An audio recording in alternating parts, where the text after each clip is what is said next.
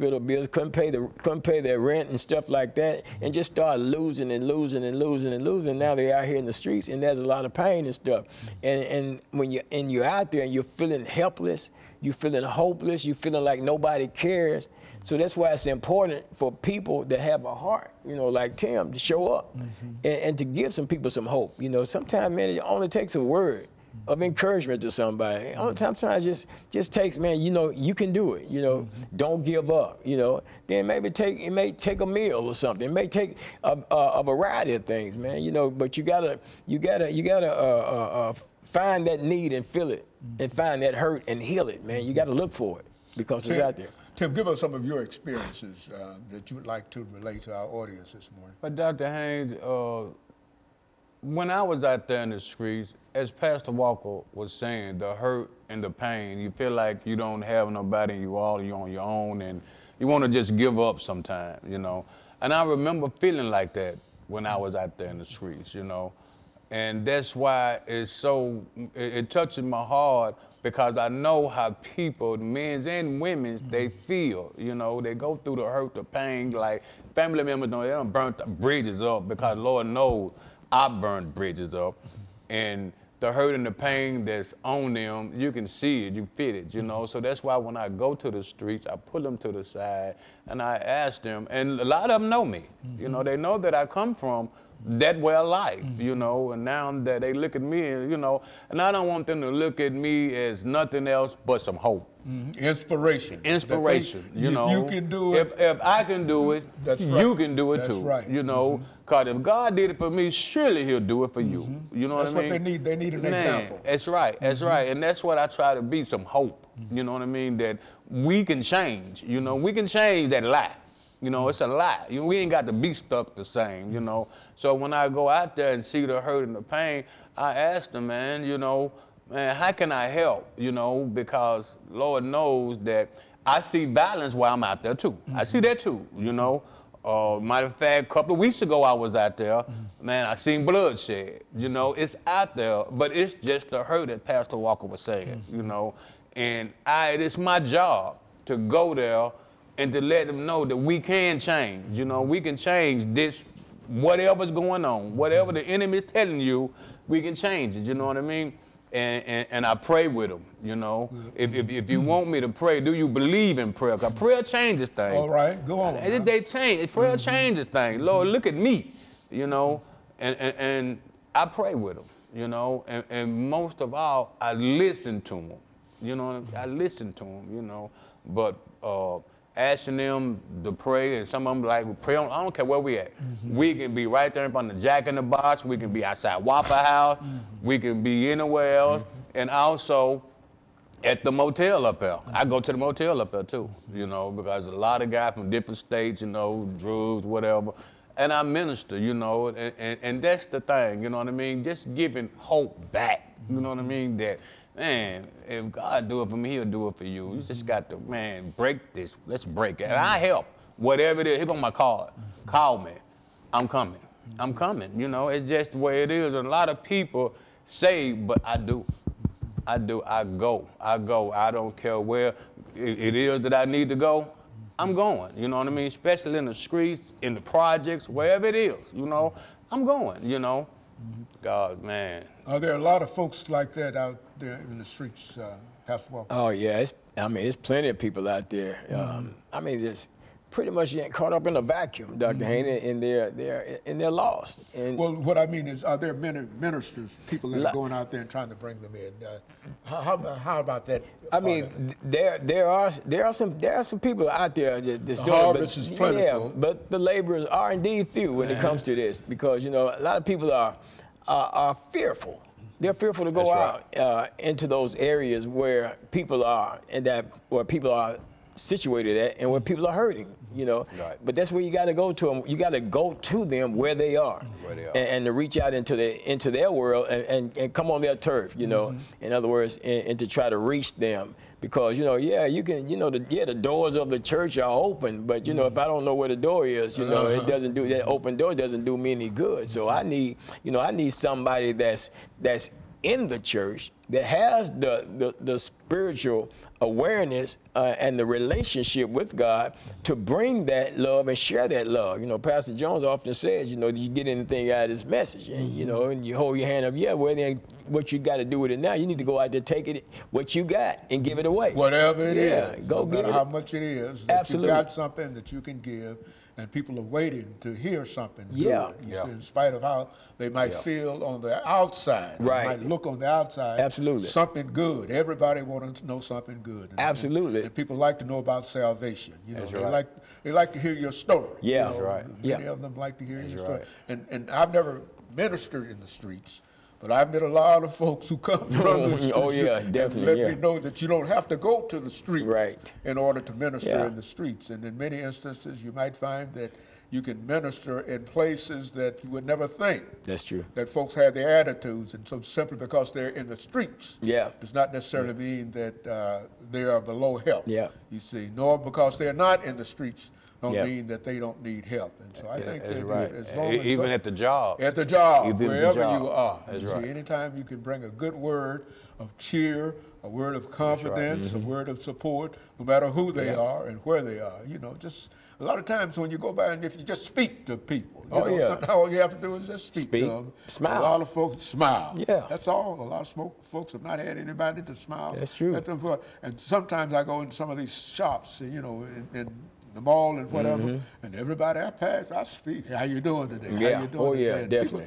people sometimes look back over the Yeah, shoulder. and wonder what's going on. Yeah, why are you speaking to Yeah, me? right, You know, yeah. in a real sense. But I think in a real sense, Marlo and Pastor Walker, I think that we've given our information for the morning, and I Yes, think sir. that the information that the two of you have given to us is both encouraging, and if people have an opportunity to see it, they will have an opportunity to change their minds. And so we want to thank you, and of course let me thank our audience and encourage you to tune in again next week for another informative edition of Comments. Thank you and good morning.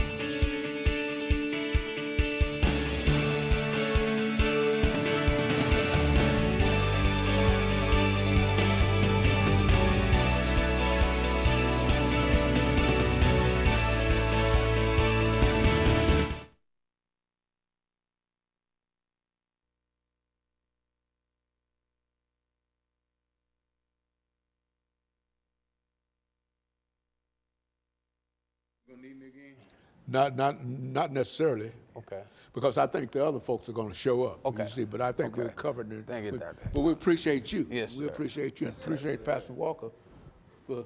Pastor Walker, Yes, sir. see you tonight at Bible class. Yes, sir. We got a lot of work to do, man. Man, yes, yeah. Like you said, the harvest is plentiful. That's right. That's right. Yeah. Is Waller back over there? What did he do? Go over and went to sleep? Oh man, my No, I was fault. just I'm ready. finna take it with me. You guys get dressed mighty quickly. I forgot I had it on. It is, right? Okay, Brother Waller, you want to come on around? Yes, I can. I can. I just want to make Now, sure. we I want to do good what see we you, brother. want to call this You're doing a good minister job. in the streets. What we want to call this? Yes, sir. Pleasure. Always good to see you. The same thing. Pastor Walker, Yes, sir. God's will, see you tonight at Bible class. Brother Waller, come on over and have a seat here. Okay. Thanks again for Good. having me over here. And I tell you, why don't you take that book, Brother Waller, and give it to him, and he might be able to get a shot of it. And you don't have to, Yes, you sir. know. Yeah, that's good. Yeah. That's better. Because I can give. Are you promoting the book?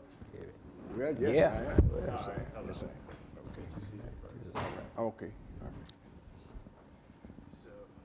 All right. Let me get in here. Okay. Okay. Let me see. Bringing hope. Count to 10. 1, 2, 3, Bringing hopes to the 4, street. Yeah, 5, bringing hopes to the 6, streets. 7, Bringing 8, hope. 9, 10. 1, 2, 3, 4, 5, 6, 7, 8, 9, 10.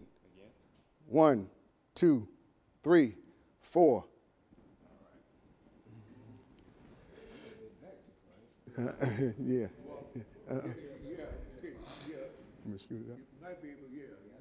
Can you push you up? Okay. Or either, I think the chair has something that will allow it to give or something like that. Yeah, I think it's chair. On his, Chair just pushed back. yeah, it's something over here. I don't know, but my man probably can. And you can tighten it so it won't move. Yeah. My man, let him. You can handle. You can. Yeah. No, he's. It looks like it's kind of back. If you want to bring it up a little bit. Like it's back a little bit this way instead of up. Even with us. Do what? Oh, you can bring the seat up. Okay, let me stand up. Okay. All right, Yeah. let's try it now. Try it now. Back too far. But his weight, I think his weight will push it Yeah. on down even. No, I'm talking about for Back as far as. Back there. Oh, no, it needs to right so I can Oh. get him in the shot. Okay, all right. Okay, I'm back again. Here I go, brother.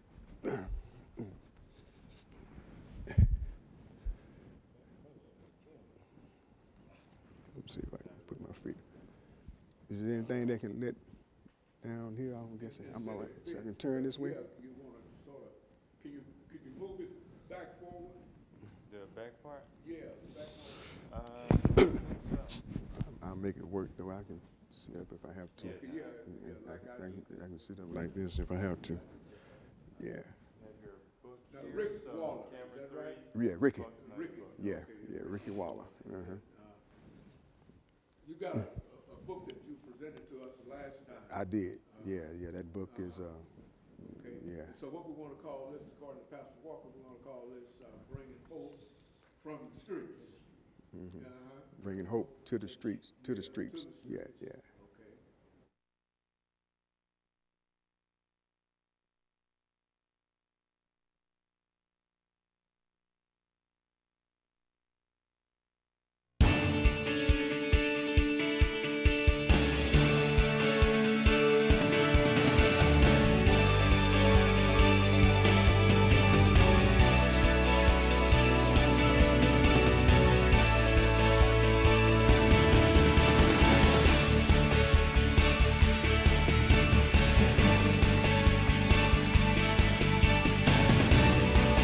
Thank you and welcome to the show this morning. The topic this morning is bringing hope to the streets.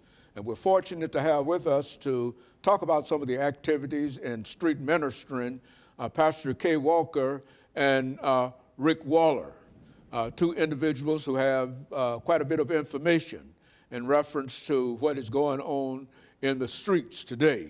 And Pastor Walker, I think that you came with other individuals, and we've had an opportunity to talk about some of the activities that you've been involved in the streets, as well as Rick Waller. We've had Mr. Waller on here before, but let's have the two of you.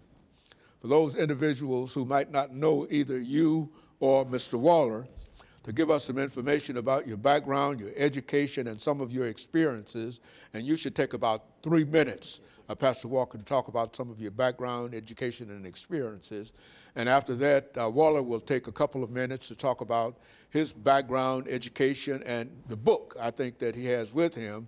And then we'll be out of that first segment, and then we'll go into that 8-minute and next 10-minute segment. But first, let's start with you, Pastor Walker. Okay, well, once again, Dr. Haney, good morning, and thank you for allowing us the opportunity to be on your show. I'm Pastor Kelvin L. Walker, Associate Pastor, Fairfield Missionary Baptist Church, under the leadership of my senior pastor, Howard E. Jones, Jr.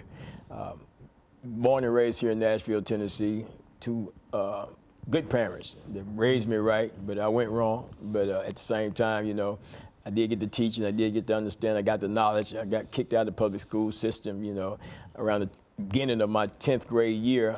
I was kicked out. I wasn't a desirable character during that period of time in my life. Ended up in the United States Navy as a result of being involved in a shooting where I had shot someone, and the judge sent me to the military as opposed to sending me to reform school at the time. And of course, I got in there and just using drugs and everything like that. Got out of there and ended up incarcerated in the state prison system and everything. He had some college studies at Tennessee State University. In that period of time after my release from the Navy, between being released from the Navy and being incarcerated, I did do some studies at Tennessee State University. While incarcerated, I did some study with the Trevecca East Campus Prison Program as well, trying to major in business and stuff like that, and some theological stuff I studied in there as well. But I got out on reform and continued in my criminal lifestyle and stuff. And back in 1986, God stepped in my life, intervened, pulled me out of that, called me in the ministry, and that's what I've been doing for the last almost 33 years now. It brings me to this stage right now, Dr. Haney. Mm-hmm. And I would imagine, Waller, you can say about the same thing in reference to why you're here this morning, bringing ministry to the streets. Let's talk about how you became who you are today, Pastor Waller. Thank you, Dr. Haney, for allowing me to be here. I want to thank my partner, Pastor Kevin L. Walker, for inviting me to come. My background is that I grew up in Preston Taylor Projects in West Nashville. Went to Moses McKissick, very innocent. And by the time I ended up at Washington Junior High, the schools became integrated. I was in the 7th grade. I was transferred to W.A. Bass, and I got caught up into the drug game. And I was a great basketball player, according to what people would say. And then I ended up going to Cone High School, as far as I went. And while I was there, I was deep into the streets. I became the supplier of my community by the time I was in high school.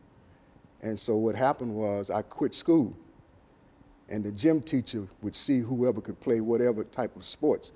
And I didn't know he was probably watching me, and all of a sudden I'm not in school anymore. I believe he probably went to the principal and whoever he had to go to said, you need to get that boy back in school. So to make a long story short, I ended up going back to school, and I played basketball for them on up until the 12th grade, and I didn't go no further. And I was educated in the streets. I was taught well what it's like to be in bondage. And that was because of the wicked schemes of the enemy and how he captured my mind and taught me how to do his will. And so after I went through that process, I know now that what he meant for bad, God can get some good out of it. And that's why I'm here to talk about how I was released from the bondage that controlled my life for so many years.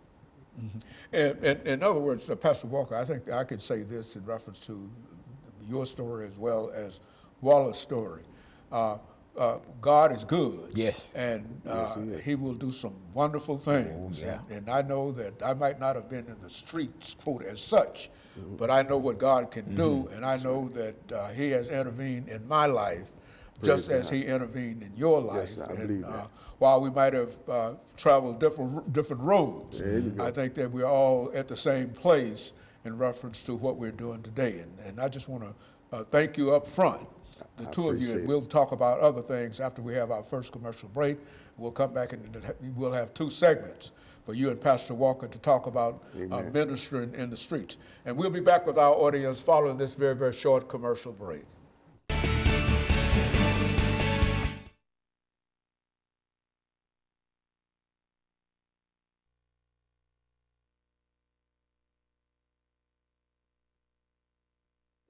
You got away. Hey, sometimes Most of us, when you grow up like that, you could. Yeah, you do what such you things do. as walking down the street, somebody say, "Here come the police." Everybody run. Everybody take off. Yeah, that's the going thing. That's right. They got to run. Yeah. That's right. And so it's good for folks to hear our testimony. Oh, yeah, you it see, is. because they know that anything can be overcome. Yeah. So Oh, you yeah, have to without a doubt, understand, yeah. And that God is the source of it all. That's the what I power. try to be consistent in reference to everybody I talk to. We're talking about what God has done to them. That's right. Know it.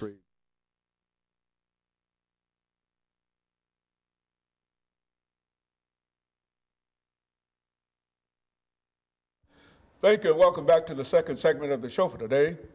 We're talking to Pastor K. Walker and Minister Rick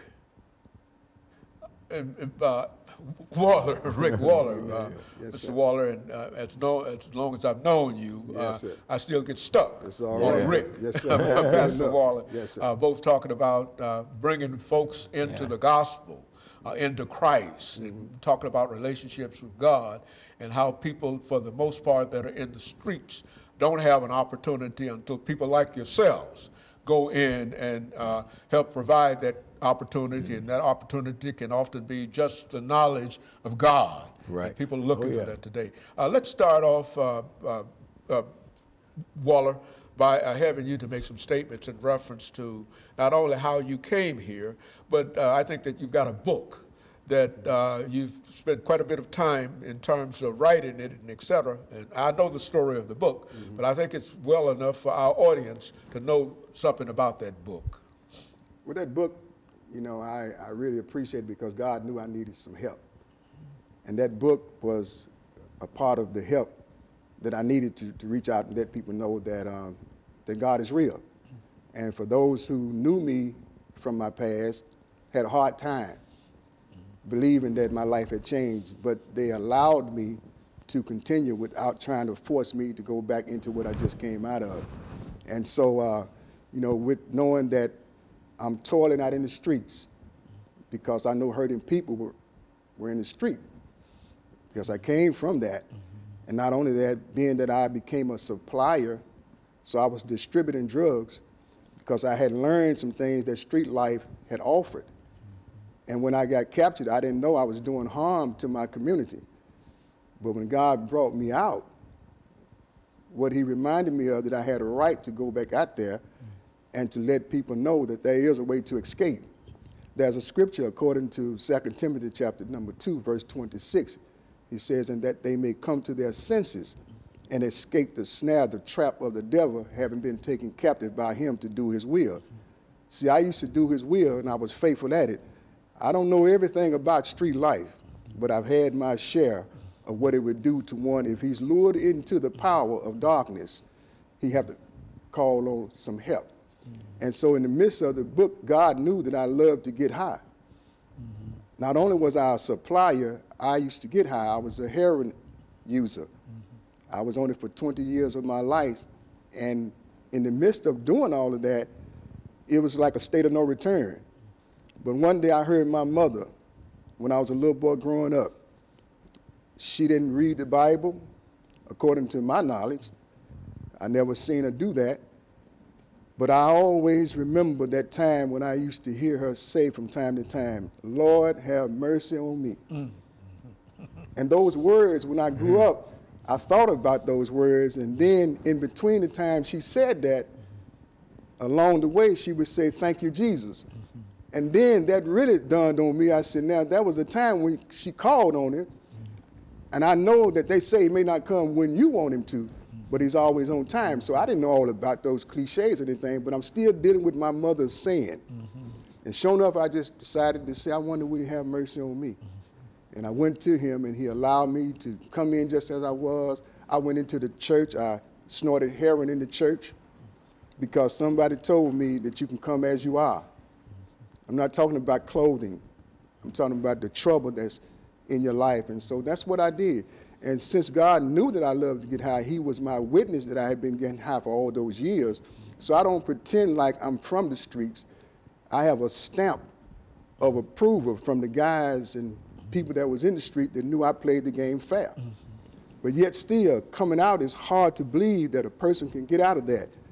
So God said, Ricky, I know you love to get high, but I'm going to introduce you to the greatest high of them all. And if you don't like it, you can always go back to the one that you love the most. So I had a taste of what he offered me. I took one hit of being free. Now I've been delivered for 27 years in a row. So he gave me a book that's entitled Still High. No more getting high. And see, when people learn about what it's like to just stay high, and my friend Pastor Kevin Walker had just talked about how you end up being incarcerated in prison for doing things because drugs would make you do things that you probably wouldn't even do had you not gotten on the drug. And that was me. And so then I discovered in the Word, it said in Psalms 34, verse 8, it said, oh, taste and see that the Lord is good. Blessed is the man who trusted him. See, I had to learn how to trust in the Lord, and the Lord didn't tell me when I went into the church, stop doing them drugs. He allowed me to continue to go in the bathroom and do drugs until I got to a point where I said, I got to have a talk with him because I'm tired of coming in this church doing these drugs. I feel like I'm disrespecting him. So I was going into the rest area for my last time, I thought. Went in there and I opened my pack up, as I normally would do. And before I took that hit, because I heard someone say just a little talk with Jesus will make everything all right, so I decided to have a little talk before I left out that door. And I said these words. I said, God, I said, I'm tired of coming in this church disrespecting you. But I heard a voice so powerful say, you're in the right place. And see, that's what people in the streets are afraid of. They think that they're doing so wrong that they don't want to come into a church, so you have to take it to the streets and allow them to know that there's evidence. The word says, let your light so shine before men that they will see your good work and then glorify your Father in heaven. So a lot of times you don't even have to say anything. People who know you will watch you and then come up and ask you how you do that, man. How did you get over? How did you do that, man? And I have to share with them how I was able to get through this, man. So it wasn't easy.